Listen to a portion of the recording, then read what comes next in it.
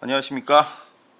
여러분들 또 이번 주에도 계속 지난 시간에 이어서 우리 불자님들이 가장 많이 독송하시고 그 뜻을 또 의미하고 계시는 반야심경에 대해서 계속 말씀을 드리도록 하겠습니다. 회차가 거듭될수록 저는 또 제 스스로도 공부를 많이 하게 되는데 그 이유 중에 하나가 여러분들께서 이게 달아주시는 댓글들을 이렇게 보면서 야, 이거 정말 우리 이 불교에 관심 있는 분들이 많으시구나. 그리고 공부의 어떤 깊이가 대단하시구나. 이제 이런 생각을 많이 합니다. 물론 이제 저도 뭐 이제 학교에서 그리고 또 일반 우리 또 사찰에서 불자님들 뵈면서 이러이러한 불교에 대한 생각을 가지고 계시는구나. 이런 것들은 소위 말하는 이제 이 연구자들, 제가 이게 처음부터 말씀드렸는데 이 불교라고 하는 것은 종교로서 이제 인도에서 발생을 해서 2500년간 이 아시아 각 지역에 이렇게 퍼졌고 또 이 지역의 어떤 그 문화, 종교, 어떤 뭐 정치 체제까지 엄청난 영향을 끼친 게 바로 이제 불교인데, 그와 달리 어떤 그 학문의 체계로서 불교학이 시작된 거는 약 한 2세기 전에 유럽인들에 의해 이제 시작됐다고 했어요. 이제 그러다 보니까 유럽의 어떤 그 불교학자들이 연구한 그 불교의 어떤 그 내용하고 그 다음에 이제 우리 불자님들이 알고 계셨던 그 내용이 조금 충격적이고 이런 것도 꽤 이렇게 있으실 겁니다. 물론 이제 그 학문의 세계라고 하는 것은 또 누군가의 어떤 또 새로운 학설이 나와서 또는 새로운 어떤 사본이 발견됨으로 인해 가지고 그 사본이 우리가 알고 있던 A라고 하는 경전에 굉장히 오래된 어떤 그 텍스트인데, 여기에서 우리가 이제 한문이나 티베트로 번역된 내용과 다른 내용이 나온다면 그 사상적으로 엄청난 또 변화를 또 불러일으킬 수 있습니다. 그래서 우리가 지금까지 알던 내용과 상당히 다르다, 이렇게 될 수도 있습니다. 그러나 현재까지 알려져 있는 이제 보편적인 내용을 제가 이제 기반으로 이렇게 말씀을 드리고 있고, 여기에 대해서 또 의문이나 또 다른 어떤 그 지식이나 또 의견이 있으시면 지금처럼 또 이렇게 댓글을 계속 달아주시면 저도 공부가 되고 이걸 함께 보시는 분들도 또 좋은 공부가 되실 것 같습니다. 자, 그러면 오늘 계속 이어서 이제 반야심경의 말씀을 한번 함께 우리가 보도록 하겠습니다. 지난 시간에 이제 그 관세음 보살님께서 오온이 공함을 아시고 모든 어떤 그 일체의 어떤 그 고통을 넘어가신다, 건너가신다, 이제 요 부분을 했어요. 제일 앞부분. 그래서 요 부분에서 이제 제가 지난 시간에 말씀드린 것이 바로 오온 계공이 이제 무슨 뜻이냐, 즉 오온 무아, 즉 그 불교 사상의 핵심이자 출발이라고 할 수 있는 그 무아에 대해서 말씀을 드렸습니다. 오온 각각 그 우리가 색수상행식 그 각각 안에서도 어떤 자아라고 하는 건 찾을 수가 없다라고 하는 부처님 말씀을 쌍유따 니까야 와지라경에서 바로 그 어떤 그 수레의 손잡이가 수레냐, 수레 바퀴를 우리가 수레라고 할 수 있냐, 바퀴 살만 우리가 수레라고 할 수 있냐, 이제 이러한 어떤 그 해체 작업을 하는 비유가 이렇게 나오고, 이것은 뒤에 이제 우리가 소위 밀린다 팡하, 즉 밀린다 왕문경, 나선 비구경이라고 하는 그 경전 안에서도 이 나가세나 비구가 밀린다 왕과 이렇게 얘기를 하면서 무아를 설명해 주는, 거기도 보면은 그 수레의 비유가 또 이렇게 나옵니다. 그리고 이러한 비유는 이제 조금 있다가 또 제가 말씀드릴 우리 대승불교 철학의 양대산맥이라고 할 수 있는 중간사상과 유식사상이 대승불교 철학의 양대산맥이라고 제가 말씀을 드렸습니다. 자세한 또 유식학파 이런 얘기는 또 다음에 말씀드리겠습니다만, 이 중간학파에 매우 뛰어난 논사였던 약 한 7세기경에 활동했던 것으로 추정되는 찬드라키르티라고 하는 또 이제 그 불교 논사가 계십니다. 이제 월칭이라고 우리 한문불교권에서는 이제 이걸 그대로 번역해서 월칭 이러는데, 뭐 솔직히 그 이제 지금 우리 한글은 다 그 찬드라키르티 정확히 쓸 수가 있잖아요.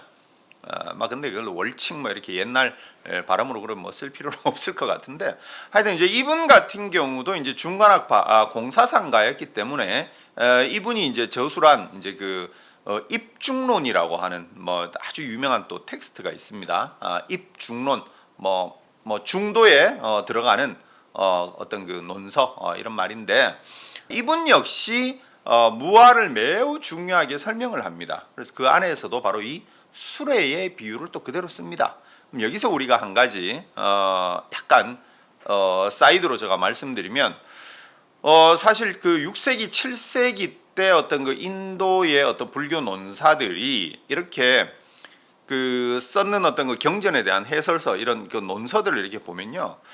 불교에 대한 지식뿐만 아니라 제가 언제 한번 또 말씀드렸지만 그 바로 옆집에 있는 그 힌두교, 그 힌두 문화의 다른 그 소위 말하는 그 외도들의 철학 사상도 매우 깊이 공부를 하셨어요, 이분들은. 그래서 우리가 하나 이제 상상해 볼 수 있는 게 아마 이분들이 계셨던 사원에는 그 인도라고 하는 고도로 발달된 문명이 낳은 많은 사상과 그 종교, 철학, 서적이 불교뿐만 아니라 그 다른 그 철학 서적들까지도 그 불교 사원에는 다 있었을 거예요.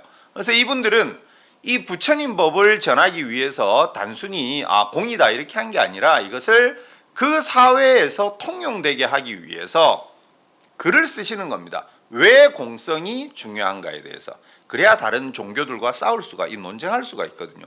논쟁을 해서 이겨야 부처님 법을 전하니까. 그러려면 이분들은 그 소위 말하는 그 힌두 문화가 나온 많은 철학 사상과 종교 사상을 다 공부를 하시는 거예요. 그리고 이분들은 소위 말하는 그 대승불교 논사라고 하지만 초기 불교부터 내려온 그 경전에 대한 공부를 방대하게 다 하셨어요. 그래서 이분들이 쓰신 그 논서에 보면 그 초기 경전은 물론 그 방대한 그 많은 경전을 인용을 합니다. 이렇게. 그리고 또 다른 이제 대승불교 안에서 소위 말하는 이 중관학파, 그다음에 유식학파, 많은 다른 학파의 또 이론까지도 다 섭렵을 하셔서 이렇게 써 놓으셨어요. 그게 이제 지금도 남아 있는데 이제 그런 내용을 보면 굉장히 양도 방대하고 그 깊이도 굉장히 깊습니다. 그래서 수레의 비유는 초기 경전부터 또 무아를 얘기할 때 늘 이렇게 이제 나오는 내용이 되고요. 자, 그러면 그 다음으로 이제 이어지는 반야심경을 우리가 또 이렇게 보게 되면요. 그 다음에 어떻게 됩니까? 사리자, 시, 법, 공상, 불생불멸, 불구부정, 부중불감 이렇게 나오죠, 그죠? 뭐 이 뜻은 다 아실 거예요, 그죠? 이 모든 존재가 공한 모습이기 때문에 불생불멸, 뭐 이건 많이 들어보셨을 거예요, 그죠? 뭐 생하지도 않고 멸하지도 않고 불구부정, 때가 묻지도 않고 깨끗한 것도 아니고 부중불감, 뭐 증가하는 것도 아니고 감소하는 것도 아니다. 근데 여러분 이제 이러한 어떤 그 대승불교에서 공을 얘기하는 경전들에서는 이러한 표현을 여러분들 너무 많이 들어보셨을 거예요. 특히 우리가 불생불멸, 생도 없고 멸도 없고 뭐 이런 거 너무 많이 들어보셨죠, 그죠? 근데 제가 이제 지난 시간에도 제가 고백을 했지만 솔직히 저는 이런 게 확 와닿지가 않습니다. 잘 이해가 안 돼요. 제 어떤 공부 수준이 떨어져서 그렇고 또 제가 이제 수행을 못 해봤기 때문에 이제 그럴 수가 있는 건데 그렇지만 그렇기 때문에 우리가 이것을 불생불멸, 불구부정, 부중불감 이러한 말씀들을 우리가 현재 살고 있는 생활 속 언어로 설명해 줄 필요가 있는 겁니다. 그저 모든 것은 공이기 때문에 이해해라, 수행해서 이해해라 이렇게 한다면은 제가 조금 전에 말씀드린 이제 찬드라키르티나 이런 위대한 논사들이 왜 그걸 일일이 다 두꺼운 책으로 다 써가지고 세상에 유포를 시키려고 했을까? 직관적으로 이해를 하는 사람도 있겠지만 그렇지 못한 사람이 더 많았기 때문에 그런 거거든요. 그래서 저는 요 이제 불생불멸, 불구부정, 부정불감 뭐 뜻 자체는 많이 들어보셨을 거예요, 그죠? 이것이 왜 이러한 표현법을 쓰게 됐는가를 저는 말씀을 드리도록 하겠습니다. 사실 이러한 이제 뭐도 없고 뭐도 없고 뭐도 아니고 뭐도 아니고 왼쪽도 아니고 오른쪽도 아니고 위도 아니고 아래도 아니고 나는 것도 아니고 멸하는 것도 아니고 그거 다 공하니까 그런 거지 라고 하고 끝내버리면 더더군다나 어떤 그 정보의 유통이 너무나 자유로운 현대에 불교를 우리가 더 유포하는 게 쉽지가 않을 겁니다. 자, 그러면 우리가 이런 표현을 또 어디서 우리가 볼 수 있냐면 물론 이 대승불교 경전은 숱하게 많이 나와요. 근데 우리가 우리나라 불교에서 굉장히 영향력이 강한 여러분들 다 아시겠지만 우리 화엄경 아시죠, 그죠? 대방광불 화엄경. 이 화엄경에서 가장 볼륨이 많은 게 바로 입법계품이란 것도 이제 아실 겁니다. 뭐 화엄경에 대해서는 다음에 뭐 또 따로 말씀드리기로 하고, 그 입법계품에도 보면은 이제 그런 이런 표현이 이렇게 나옵니다. 선남자여 보살이라고 하는 존재는 오는 일도 없고 가는 일도 없고 그렇게 처소도 없고 집착도 없고 머물지도 않고 옮기지도 않고 업도 없고 과보도 없고 생도 없고 멸도 없고 아주 없지도 않고 영원히 머물지도 않고 뭐 이런 표현이 또 계속 나와요. 그러면은 여기서 그러면 이러한 표현들이 도대체 무엇을 뜻할까? 제가 금방도 말씀드린 대로 모든 거 공하니까 야 공한데 무슨 나는 게 어디 있고 멸하는 게 어디 있어? 라고 했을 때 이해는 잘 안 돼요, 솔직히. 그러면 이제 이러한 표현법이 왜 나왔는가? 금방 말씀드린 대로 대승불교라고 하는 이 불교 안에서 새로운 불교 운동이 대승불교잖아요, 그죠? 그러면 이 대승불교가 사상적 기반으로 깔고 있는 게 공이에요. 그래서 이 공사상을 기반으로 나온 게 이제 이 반야경유라고 제가 말씀을 드렸고, 이것이 운문 형태로 짧아져서 이제 우리가 지금 외우는 게 바로 지금 하고 있는 약 한 4세기에서 5세기 정도에 출현한 것으로 보이는 반야심경이거든요. 그러면 이 공이라고 하는 게 왜 나타났고 왜 이 공을 가지고 불교의 새로운 혁신운동을 이 대승불교도들은 펼치려고 했냐면, 결국 이 공이 나온 이유는 여러 가지 이유가 있겠지만 결국은 이건 역시 깊은 선정에서 얻어진 굉장히 직관적인 것을 공이라고 하는 단어로 표현을 한 겁니다. 그 단어만 봐가지고는 우리가 정말 그 공이 뭔지 잘 우리가 알 수가 없어요. 하지만 어쨌든 이걸 언어로 표현해야 되니까, 즉 공이라고 하는 것은 쉽게 말해서 직관, 느낌적인 느낌이 공인 겁니다. 제가 다시 한번 반복적으로 말씀드리지만, 그러면 다 직관이니까 얘들아 그 설명할 생각도 하지 말고 글로 쓰지도 말고 그냥 너희들도 직관적으로 꽝 하고 느껴봐. 저 말고 다른 분들은 이제 물론 또 그런 분들이 계시겠지만 쉽지가 않죠, 그죠? 그러면 이 직관적인 것, 즉 느낌적인 느낌을 어쨌든 이 현실 속에서 우리가 말로 표현을 해야 되는 겁니다. 여기서 또 하나 이제 우리가 불교가 맞닥뜨리는 풀어야 할 숙제가 바로 뭐냐면, 바로 이 언설로서 이 진리를 어떻게 표현하느냐, 과연 언설로서 이 진리가 제대로 표현될 수 있을까 하는 딜레마를 또 만나게 됩니다. 모든 뭐 종교 현상이 뭐 그럴 수도 있겠지만, 이러한 고민은 제가 지난번에 말씀드린 대로 바로 이제 그 부처님께서 처음으로 자비심을 발동시켜서 처음으로 이제 그 법을 설하실 때 바로 그 범천 권청이 나오잖아요, 그죠? 그럴 때도 그런 문제가 있는 거죠. 부처님께서 깨달으신 이 심오한 진리를 과연 이 사람들이 이해할 수 있을까? 바로 그러한 이제 고민을 부처님께서도 이제 하셨던 겁니다. 그래서 이 부처님께서 이 범천권청이 나오는 이 쌍유따 니까야의 그 부분을 보면 부처님께서 이렇게 말씀하시거든요.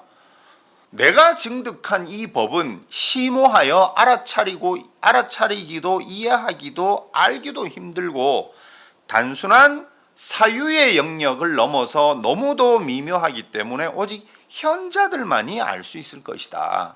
그러나 사람들은 그저 쾌락에 물들어 있고 쾌락을 좋아하고 쾌락을 쫓기 때문에 과연 이게 알 수가 있을까?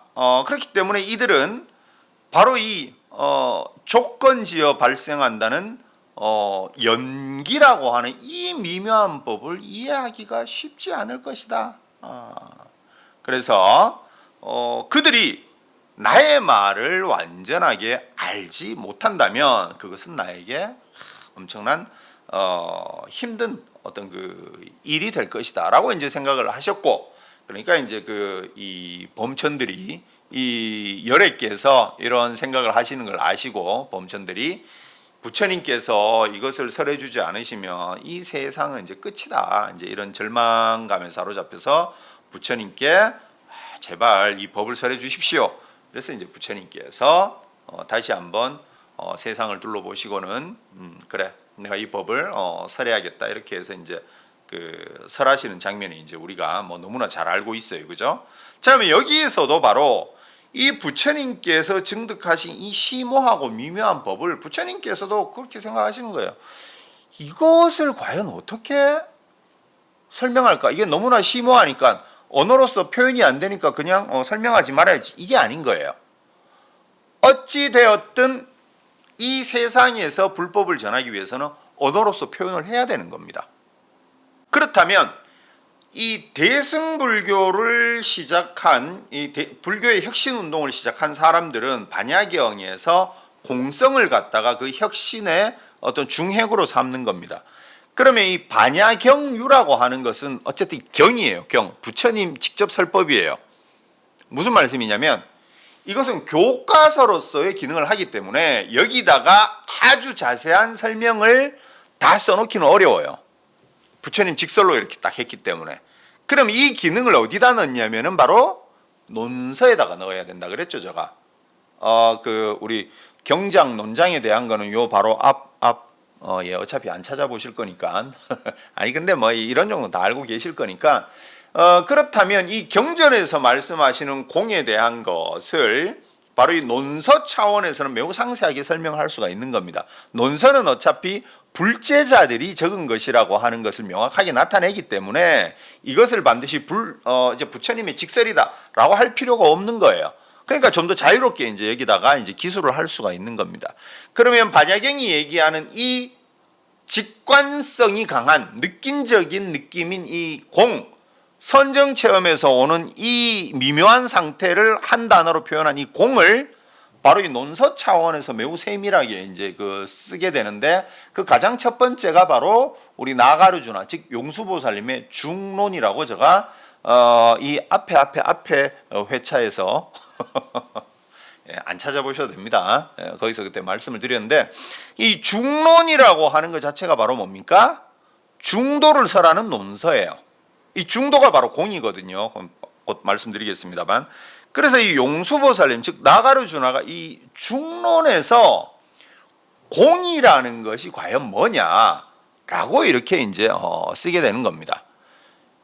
그런데 이 중론에 보면 가장 앞에 귀경계라고 하는 이제 짧은 시가 나와요. 귀경계. 부처님께 귀의하는 어떤 그 짧은 어떤 머릿말을 탁 쓰시고 이 나가르주나께서 그리고 이제 쫙 이 공이 뭔가 쫙 이제 써내려 가시는 거예요. 우리가 지금 대승불교도들이 반야경 안에 이제 공을 얘기를 하는데 그 공에 대한 상세한 얘기는 이제 중론에 쓰신다는 거거든요. 그 귀경계에 보면 뭐가 나오냐면 바로 팔불중도가 나옵니다. 팔불중도 그 유명한 팔불 8가지 그 아니불자를 써가지고 중도를 표현을 하시는데 왜냐면은 이 중도라고 하는 것, 이 논서 자체가 중론이라 그랬잖아요, 그죠? 중도에 들어가는 중도를 뭐 설하는 논서 이렇게 되는 건데 부처님께서 분명히 이 초기경전에서 뭐라 그러셨냐면 나는 양극단을 떠난 중도를 설하신다. 부처님께서 분명히 그러셨어요. 그러면은 이 대승불교도들이 가지고 있던 풀어야 할 숙제, 넘어야 할 과제가 바로 뭐였냐면 반야경에서 공, 직관적인 공, 느낌적인 느낌을 자꾸 얘기하니까 이 불교 안에서 대승불교는 그렇지 않아도 이 소수파고 새로 시작하는 그 세력인데 세력이 그렇게 크지도 않았다고 제가 말씀을 드렸잖아요. 그러니까 이게 불교 안에서도 야 너희들 그 공이라고 하는 게 너무 허무적이야. 너희들 그 부처님께서 중도는 분명히 이게 없다도 아니고 있다도 아닌데 너희들 너무 없다 쪽으로 가는 거 아니야? 라고 자꾸 비판을 하는 거예요. 그러니까 이 대승의 논사들은 자기가 대승의 어떤 학파에 속해 있든지 불문하고 공통적으로 가진 그 책임감이 뭐였냐면 대승은 불설이다라고 하는 것을 강력하게 어필하는 것이 이들의 공통된 숙제였어요. 사명감이었고 그리고 공이라고 하는 것, 즉 대승불교의 어머니라고 할 수 있는 반야경에서 얘기하는 이 공을 어떻게 허무주의자들의 어떤 그 허무함과 차별을 시키느냐가 이 대승불교도 특히 초기 대승불교 논사들에게 있어서는 반드시 그들이 풀어야 할 숙제였던 겁니다. 그러니까 이 용수보살님 나가르주나는 이 중론에서 이 귀경계에서 우리는 전혀 부처님 말씀과 동떨어진 허무한 얘기를 하는 게 아니라 부처님께서 이미 초기 경전에서도 나는 양극단을 떠난 중도를 설한다라고 하셨기 때문에 이 중론 안에서 중도를 가지고 공을 얘기하는 거예요. 그러니까 공을 갖다가 비판하는 자들에게 용수보살님 나가르주나는 이렇게 얘기하는 거죠. 야, 너희들 자꾸 공을 갖다가 허무주의라고 비판하면 이 공이라고 하는 건 부처님께서 설하신 중도의 다름 아니기 때문에 너희들은 바로 중도를 비판하는 것과 마찬가지야. 이런 논리를 이제 펴게 됩니다. 자, 그러면 가장 앞에 그 귀경계의 그 유명한 팔불중도는 이제 어떻게 되냐면 발생하는 것도 아니고 소멸하는 것도 아니다. 즉 불생불멸이 여기도 나옵니다. 아까 전에 그 반야심경이 있었죠, 그죠? 불생불멸 그게 있었는데 이 중론에도 그게 나와요. 그리고 뭐 항상 하는 것도 아니고 단절되는 것도 아니다. 불상부단 같지도 않고 다르지도 않다. 불일불이 그 다음에 오는 것도 아니고 가는 것도 아니다. 불례불출 이렇게 8 아니불자를 써서 팔불을 써서 팔불중도를 이렇게 얘기합니다. 그리고 저는 개인적으로 이 부분 아주 좋아하는 게 표현인데 그렇게 이제 그 나가르주나는 쭉 설명을 하신 다음에 뭐라 그러냐면 모든 언어의 망상인 이걸 이제 우리가 불교 용어로 희론이라 그랬죠. 희론 언어가 주는 망상 그 희론을 떠난 연기의 이치를 가르쳐 주신 모든 설법자 중에서 가장 거룩하신 부처님께 나는 귀하옵나이다. 이제 이렇게 딱 귀경계 끝을 맺고 나서 중론의 본격적인 이제 말씀을 이렇게 써내려 가시는 겁니다. 자, 그럼 여기서 이 팔불중도를 제가 말씀드리는 이유는 금방 우리가 반야심경에서 얘기했던 불생불멸 불구부중 뭐 그 논리하고 똑같죠, 그죠? 이것도 아니고 이것도 아니고. 그러니까 불생불멸, 불상부단, 불일불이, 불례불출 이 8가지 아니불자를 딱 쓰는 겁니다. 그러면 여기서 이제 나가르주나는 뭐라 그러시냐면 온다 간다 같아 다르다 이런 것들은 다 그저 뭐다? 희론 즉 언어가 만들어내는 망상이다. 이렇게 얘기를 하는 거예요. 이것은 무슨 신비주의적으로 해석을 하는 게 아니라 야 온다 간다 뭐 생긴다 멸한다 이건 다 그저 언어가 만든 거다. 자, 그러면 언어가 만드는 거는 뭐 저기 다 망상인가요? 왜 언어에다가 이렇게 이제 그 타켓을 삼았을까요? 자, 여러분 한번 보시죠. 지금 금방 우리가 본 이제 생과 멸, 그 다음에 반야심경에 있는 어떤 깨끗함과 더러움 이런 것들 보면은 다 철저한 우리가 일상생활에서는 반대 개념으로 이해하고 있는 거예요, 그죠? 생, 멸, 뭐 깨끗함, 더러움, 증가, 감소 이게 다 반대 개념이에요. 제가 언제도 한번 말씀드렸지만 그 다음에 밝음과 어둠 이런 건 전부 반대 개념이에요. 길다 짧다 전부 반대 개념이에요. 뭔가 독립적으로 다 있는 것 같아요. 근데 여러분 금방 눈치채셨겠지만 가만 생각해 보세요. 밝음이 없다면은 어둠이 있을까요? 우리가 걸리버 여행기에 걸리버가 소인국에 갔을 때는 자기가 거인으로 대접을 받았지만 그가 다시 거인국에 갔을 때는 걸리버는 또 소인으로 취급을 받았어요. 즉 크다 작다 길다 짧다도 역시 이게 각각 반대 개념으로 있는 것 같지만 이들은 사실상 생과 멸이라고 하는 것도 같이 이게 한 몸인 거예요. 한 몸으로 붙어 있을 때 서로가 생한다 멸한다가 되는 거지 밝다 어둡다가 되는 거지 이게 혼자 있으면 절대 그 개념이 설 수가 없어요. 우리의 언어라고 하는 것은 그래서 뭔가 이것이 진짜 실제 하는 것을 반영한다. 길다 짧다를 이렇게 반영하는 것으로 우리가 착각을 하는데 실제로 언어라는 것은 그렇지가 않다라는 겁니다. 길고 짧은 거는 존재하지도 않고 생한다 멸한다고 하는 것도 사실은 이 두 개가 붙어 있는 개념인 거지 각각 독립적으로 존재하는 게 아니에요.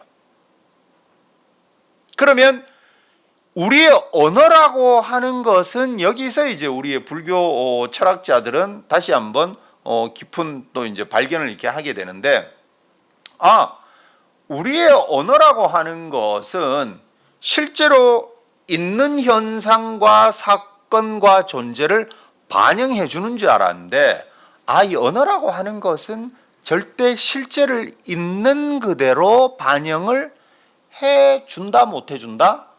못 해주는구나. 그런데 우리가 무언가를 안다라고 할 때, 우리가 어떤 그 지식을 이야기할 때, 우리가 어떤 관념과 개념을 우리 머릿속으로 저장할 때는 그것이 반드시 어떤 모습으로 우리 머릿속에 저장이 됩니까? 언어화되어서 저장이 되죠. 그죠? 언어화되지 않고는 이게 우리 머릿속에 구체적으로 그려지지가 않습니다. 길다, 짧다, 저 사람은 키가 크다, 작다, 이런 식으로 반드시 개념화돼서 들어와야 돼요. 그 개념화 작업을 하는 것이 바로 언어예요. 그런데 불교의 논사들은 뭐라 그랬냐면, 언어라고 하는 것은 있는 현상을 그대로 반영을 해주지 못하고, 다시 한번 말씀드리지만 생과 멸이라고 하는 게 뭔가 따로 있는 줄 알았는데, 이것을 표현한 언어 자체가 생멸이 이게 붙어 있어야만 이게 생멸이라고 하는 단어가 가능한 거고, 길다 짧다도 뭔가 각각 있는 줄 알았지만 이것이 붙어 있을 때 그냥 붙어 있는 한 덩어리인데 우리가 길다 짧다로 따로 보고 있었구나. 그러니까 언어가 정확하지 않다라는 걸 불교 철학자들은 캐치를 해내는 겁니다.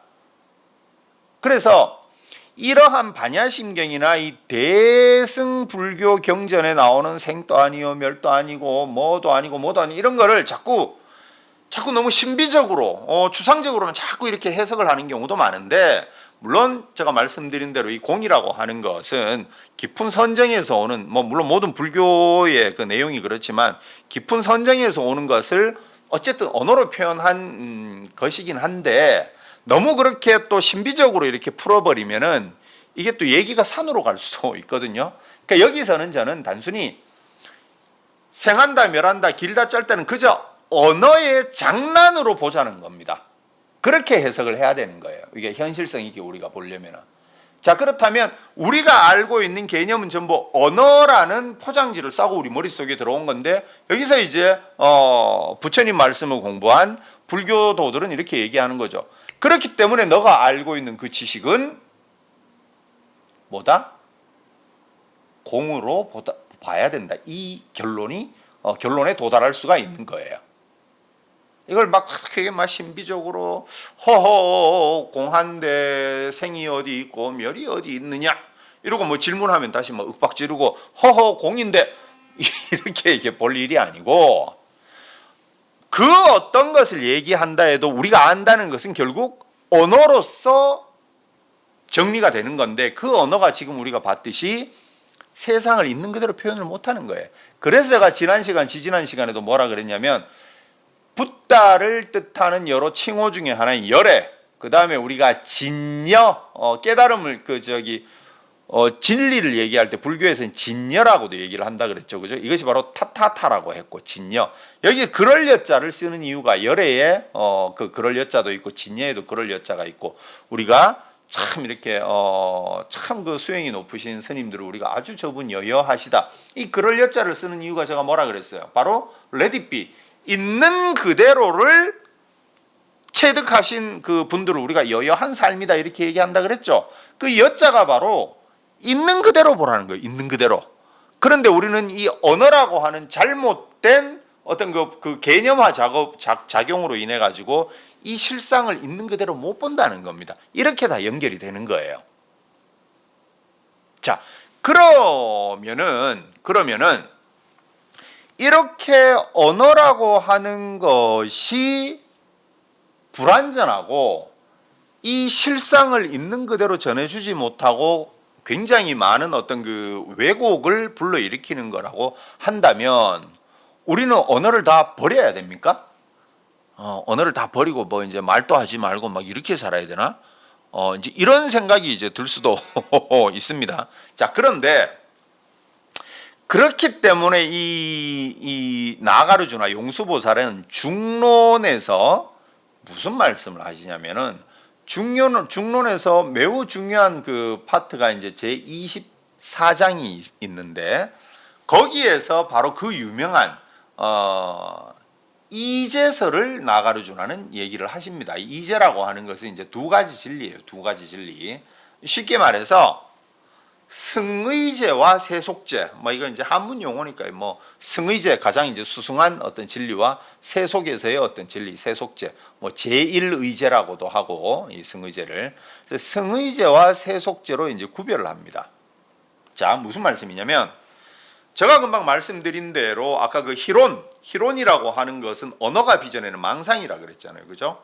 그 실제로 언어라고 하는 것은 우리는 그걸로 언어를 통해서 모든 개념화 작업을 하고 있는데 이 언어는 실제를 갖다가 반영을 못한다. 그러니까 우리는 왜곡된 어떤 그 알을 가지고 있다라는 거죠. 그래서 그걸 공이라고 하는 단어로서 계속 이것을 갖다가 이제 무화시키는 작업을 해야 우리가 집착에서 벗어날 수가 있는데 그렇다면 우리가 아무 그 세상에 이제 언어도 쓰지 말고 이렇게 살아야 되느냐? 그때 나가르 주나는 아니다. 분명히 이 세속에서 쓰는 것은 그것대로 진리의 의미가 있는 것이다. 그래서 세속제라고 한 겁니다. 그러면서 이제 뭐라 그러시냐면 이 승의제와 세속제가 있는데 이 세속의 언어에 의지하지 않고 즉 이 두 가지 진리가 있다는 명확한 그 구별을 못하는 자는 부처님 진리에 들어가지 못한다 이렇게 딱 얘기를 하십니다. 세속제에 의존하지 않고 는 또 이 부처님 말씀을 우리가 전할 수도 없고 거기 들어갈 수도 없다라고 얘기를 하십니다. 무슨 말씀이냐면 우리가 이거 뭐 언어는 전부 이게 망상을 불러일으키고 이러기 때문에 야 나는 그럼 이제 앞으로 물이라고 하는 난 단어를 쓰지 말아야겠다. 물 이러면 우리가 뭐 물의 어떤 특성이나 이런 걸 모르잖아요, 그죠? 그렇기 때문에 나는 앞으로 이제 물을 갖다가 H2O라고 불러야겠다. 수소 분자 2개, 산소 분자 하나, 이렇게 나는 불러야겠다. 그래서 어디 가서도 저 가게 가서도 H2O 주세요. 나는 앞으로 이렇게 얘기를 해야겠다라고 생각하고 살아가는 사람이 있으면 우리 그 사람과 이 생활을 할 수 있을까요? 사람들이 전부 이제 이러겠죠, 그죠? 그러니까 그렇게 극단적으로 또 가지 말라는 겁니다. 그것은 우리가 이 세속 안에서는 얼마든지 또 의미가 있는 것이고 하지만 그것이 실상을 그대로 반영하지 못한다는 명확한 인식을 가지고 살라라는 거예요. 그리고 부처님 법도 제가 처음에 말씀드린 부처님 역시 범천들의 어떤 그걸 받으시고 범천들이 이제 그 청하는 걸 들으시고 그럼 내가 이 미묘법을 참 이게 세상의 언어로 표현하기는 어렵지만 결국은 세상의 언어로 내가 표현을 해야겠다라는 그 마음을 가지신 것처럼 부처님 말씀은 결국은 우리 언어로 쓸 수밖에 없는 거예요. 그렇다면 우리가 이 현실의 언어도 중요시 여기면서 그 안에서 부처님 법을 어떻게 표현을 할 것인가 하는 노력을 하면서 그 언어로 해야만이 나가르주나께서 얘기하시는 대로 세속의 언어에 의지하지 않고는 부처님 법에 들어갈 수 없다라고 했기 때문에 세속 언어 역시 우리가 중요하게 이제 사용을 해야 된다는 겁니다. 이 부분이 바로 그래서 불생불멸, 불구부정, 부중불감 이 부분은 우리가 대승경전에서 너무나 흔하게 많이 들어본 얘기이기는 하지만 이것을 신비적으로 공하기 때문에 야 거기 뭐 생도 없고 멸도 없어 이렇게 하면 이해가 안 되고 이것은 우리가 하나 이해하는 틀로서 언어라고 하는 것은 그러한 생멸 이런 현상을 우리가 생각하는 그러한 생멸의 현상을 그 있는 그대로 그것이 반영한 것이 아니라고 하는 언어가 빚어내는 망상에 대한 경계라는 측면에서 본다면은 이것을 현실 속에서 우리가 또 이해할 수가 있다라는 말씀을 드립니다. 그러면 이제 그 뒤에 이제 나오는 것이 이제 뭐냐면은 시고 공중 무색 무수상행식 뭐 이제 그렇게 나오죠, 그죠? 무안이 비설신의 무색성향미 촉보 무한계 내지 무의식계 이제 이 부분은 뭐냐면은 그렇기 때문에 시고 그러므로 공중무색 공 안에는 색이 없고 그 다음에 무수상행식 오온이죠. 수상행식도 없다. 그 다음에 무안이 비설신의 무색성향미 촉법 안이 비설신의 눈, 코, 귀 입 이렇게 쭉 있죠, 그죠? 그 다음에 거기에 대상이 되는 무색성향미 촉법 이렇게 쭉 나와요. 그러니까 이거는 우리의 인식이 어떻게 일어나는가에 대한 얘기가 되는 거죠, 그죠? 우리의 인식이라고 하는 거는 눈, 코, 귀, 피부 거기에 해당하는 또 이제 그 모양, 냄새, 어떤 그 소리 이런 것들이 부딪혀 가지고 우리의 이제 인식이라는 게 이제 생기게 되는 거예요. 그러면 우리 알미라고 하는 것, 우리를 행복하게 하고 불행하게 하는 어떤 그 우리 그 알의 대상이 되는 것, 집착의 대상이 되는 것도 결국은 그리고 아무리 뭐 하늘에 계시다, 신의 뜻이다라고 하는 그 지식 그런 것들도 결국은 그 아무리 잘난 얘기도 결국은 어떻게 생성이 된다? 눈, 코, 귀, 입을 통해서 들어오는 정보일 뿐인 거예요. 그래서 그걸 조금 더 이제 세밀하게 구분을 한 게 이제 무안개 내지 무의식계 뭐 이렇게 이제 의계, 의식계, 법계 뭐 이렇게 이제 계자를 붙인 건데 이거는 조금 더 디테일하게 나눈 거라고 보시고 일단 그냥 기본 틀은 우리 알미라고 하는 것은 눈, 코, 귀, 입을과 거기에 대상되는 소리, 냄새, 그 뭐 이런 식으로 그다음에 이제 피부의 감촉 요렇게 해서 들어온다 이제 이렇게 보시면 되는데 이거는 한 묶음으로 그냥 이해를 하시면 될 것 같아요. 즉 불교에서는 우리의 인식이 바로 눈, 코, 귀, 입을 통해서 들어온다라고 명확하게 얘기를 했고 뭐 하늘에 계시, 신에 계시 야 그런 거는 다 망상이야. 결국 눈, 코, 귀, 입을 통해서 들어오는 정보일 뿐이야라고 하셨는데 이 반야심경은 뭐라 그럽니까? 그 앞에 무를 갖다 붙여서 그것조차 없다라고 얘기를 해요. 이러니까 제가 금방 말씀드린 대로 이 불교의 이때 대승불교의 공성이라고 하는 게 굉장한 그 허무주의를 자꾸 불러일으킬 수가 있는 거거든요. 그럼 이건 뭐냐면은 모든 게 없다 이렇게 하는 이유가 뭐냐면은 이제 여기서 한 걸음 더 나아가면 이제 뭐 뒤에도 있겠지만 이제 그 뭐 열반도 없고 죽음도 없고 생도 없고 이런 얘기를 왜 자꾸 하냐면은 이러한 철두철미한 예외 없는 모든 것들에 대한 그 공성을 너가 깨닫게 되면 왜? 아니비설신이라든가 부처님이라든가 신이라든가 그런 것도 결국은 우리 언어로서 표현된다는 데서는 변함이 없는 거잖아요. 그러니까 그 언어로 표현되는 모든 것들은 철두철미하게 단 하나의 예외도 없이 너가 그것을 공하다고 봐야만이 진짜 부처님 말씀을 깨달을 수가 있는 겁니다. 부처님 말씀 그다음에 부처님의 어떤 그 행적 요런 거는 공이 아니고 나머지만 공이야. 이거는 아니죠. 요거 자체가 미혹이 남아 있는 거기 때문에 모든 존재에 대해서 이 반야심경은 철두철미한 공을 갖다 얘기를 하는 겁니다. 허무주의를 얘기하려는 게 아니라 왜? 이건 역시 다 결국은 우리의 눈, 코, 귀, 입을 통해서 들어온 정보들이 언어화된 것일 뿐이기 때문에 언어로 된 모든 것들에 대해서는 일단 철두철미한 너가 의심을 해보고 거기에서 깨달음을 얻어야 된다. 이런 맥락에서 모든 것은 무라고 얘기를 계속 하는 거예요.